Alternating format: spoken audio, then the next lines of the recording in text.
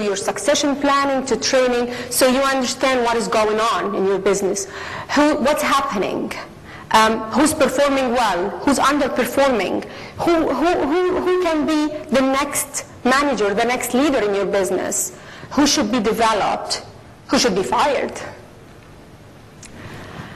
Tool 2, coaching.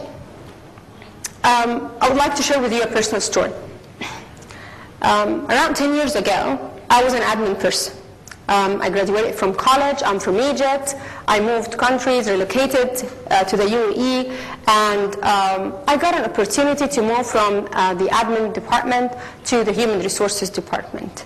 I was fortunate enough to have a line manager who happened to be a coach, a business coach. I didn't know what was coaching. I didn't understand any of what she was saying at the time, but I still remember the first meeting. I sat there. We had to apply for the ISO certification. They moved me to the training department to help with that project.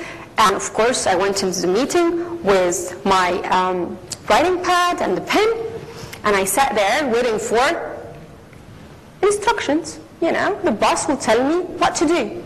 And I sat there, and she said, "Oh, this is the goal. That's what we want to do. What do you think?" Guess what happened to me? I freaked out. Well, somebody wants me actually to use my head. I'm not used to that. I just receive orders and I do what the boss wants. And I remember that I actually had to stop the meeting, and I said, "Can we meet later?" And she said, "Sure, okay." We met again after lunch, and she was like, "Okay, so what do you think? How could we do that, you know? What do you suggest?" And again, I freaked out.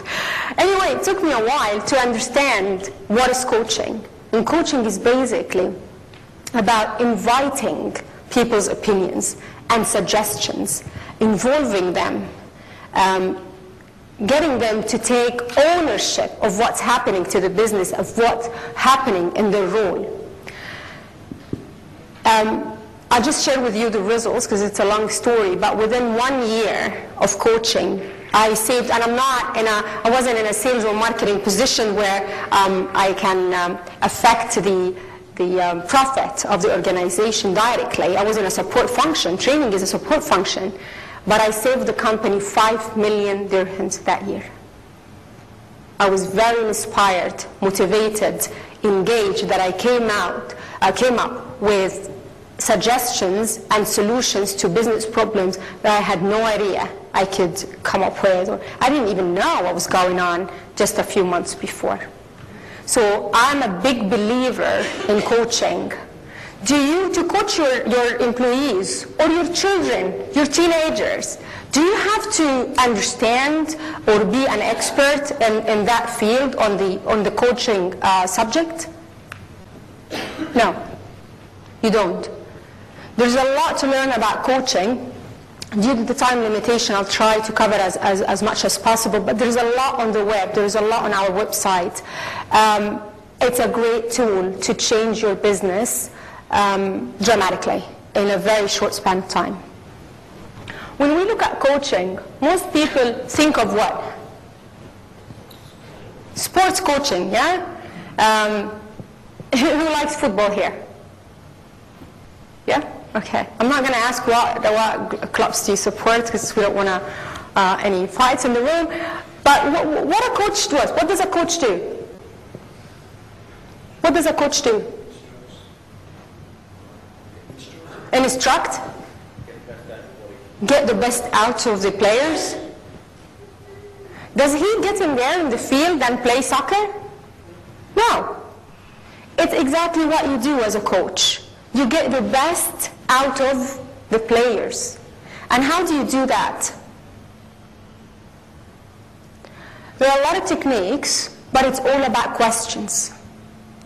If you start coaching your employees, there is a very simple model that you can easily find on the internet and follow called GROW. GROW for goal setting, G for goal setting, R for reality check, O for options, and W for well or wrap it up. And it's simply, and instead of telling your employees what to do, you just ask them what needs to be done. So if, what's your name, sir? Jonathan. So if I want to coach Jonathan now, or I want to tell him, let's say we've got a problem at work. And instead of saying, the prescription, and I'm the doctor, Jonathan, this is the problem, this is what you need to do to solve it. I would say, Jonathan, this is the goal. Remember the first letter, G? This is the goal of this conversation. That's what we want to achieve. We want to solve this problem. And then we move immediately to the next step, which is reality check. What is going on here? What is happening? What are the resources you've got? What are the obstacles you're facing? How can we overcome that? What do you suggest? Who can help you? It's all about questioning. Who answers? Who finds the solutions, me or Jonathan? Jonathan. If you find yourself talking more than your employees while coaching them, then this is not coaching. What you want to do is get the employee to actually use the brain. Exactly. When you give suggestions and the manager actually take your suggestion on board, what happens to you? Happy? Free? And if I assign that task or that suggestion and we're going to implement it and I assign it to you, Jonathan, would you be happy to actually take care of it, to have the ownership and develop it? Yeah. What about the commitment level? You'd be more committed to it. More committed. If I just went to Jonathan and I said, Jonathan, this is the problem, this is what you want to do, this is what you need to do you think the level of commitment would be the same? No. Trust me. Try it with your teenager. When you go home today, well, after this trip, please try it with your teenagers. You would be, even children, friends, and instead of coming to you for an advice, ask them what's happening.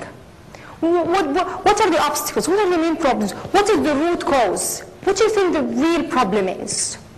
What do you think could work here? Get them to think about the problem, see it from different angles, and then get them to find the solution themselves. You have no idea how much you'll be helping them when you do that. You look at options then, which are the third stage. So we started with goal settings and then reality check.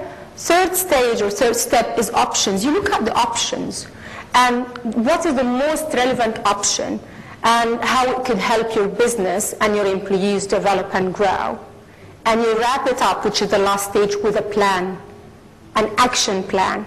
So if me and Jonathan had agreed to solve this problem by doing 1, 2, 3, then I would wrap this session by saying, Jonathan, so this is what you suggested, this is what we believe is the final solution for this problem. What is that you're going to do today? What is that you're going to do next week? Who can help you? Any problems or any obstacles we haven't thought about that we need to cover or discuss now? Jonathan leaves the room, go and implement or apply or develop the solution, and then we meet again. The week after, the month after, there is a communication, ongoing communication between me as a business owner or a department manager and my employees. If you've got managers in your department, who's got managers in his store or department working under him? Best investment, the best investment you can make is turning your managers into coaches. Because then you can coach them and they coach those working for them. And you turn the whole company, store, department into a place where everybody's happy to suggest, take ownership, feel authorized and empowered, and help you as a business owner to reach your business goals. So I've seen it working in